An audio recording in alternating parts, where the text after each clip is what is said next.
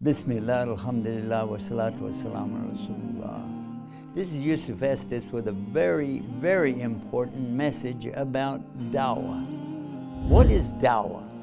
The people that say that it's a propagation of Islam, they're not wrong. But I like to bring it down, as they say in Texas, get the hay down where the goats can eat it.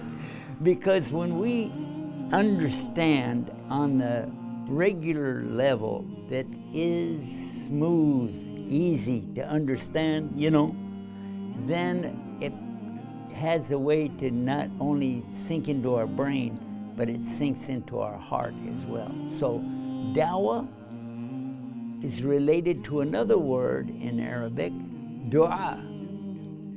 Now, a lot of us, when we're translating, we're saying dua is prayers.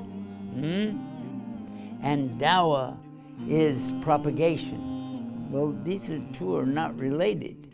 But if you translate it properly to call, you're calling on Allah with your dua. You're calling on the people with your dawah. Now you have a common denominator, the word call, calling to Allah, calling to the people, dawah, dawah. So that's what we're going to focus on in this little brief reminder.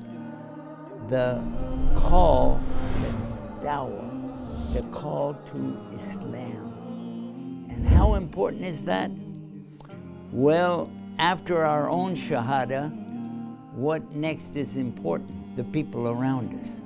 Whether it's our family members, our friends, our business associates, or just the general public itself. Even our enemies, they have the right. It is our obligation to give them their rights. Even the people that say, I don't like Islam, we still have to give them their rights. And maybe it's because of the way we're acting or carrying on our business, doing the things that we do every day.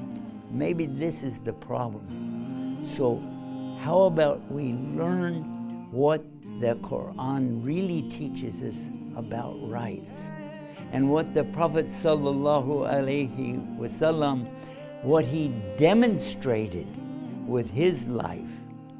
And then we can begin to understand how important it is for us to know the proper meanings of the Quran, the proper meanings of the hadith of the Prophet sallallahu alaihi wasallam, and then the basics of Islam.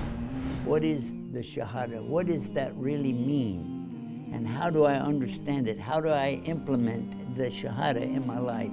And then what is the 5 daily connections with Allah? There's a point right there. The word salah actually is better translated as connection, because it has the same root as connect, which is sila.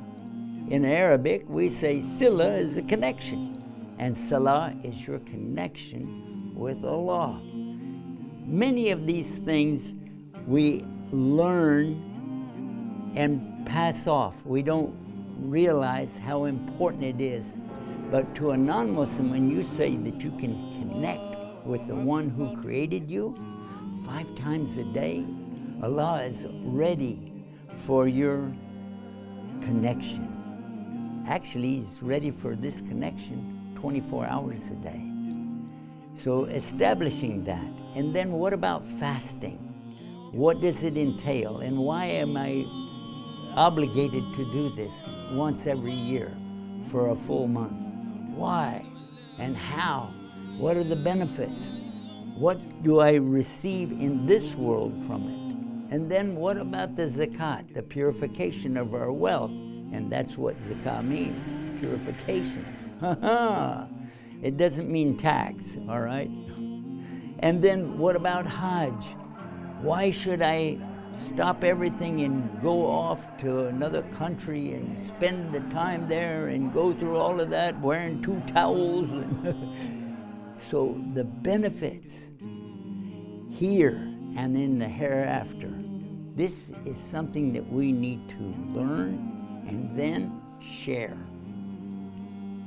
And I hope, inshallah, that these words that I've just said come into my life as strong as what I'm making dua for you. Inshallah ta'ala.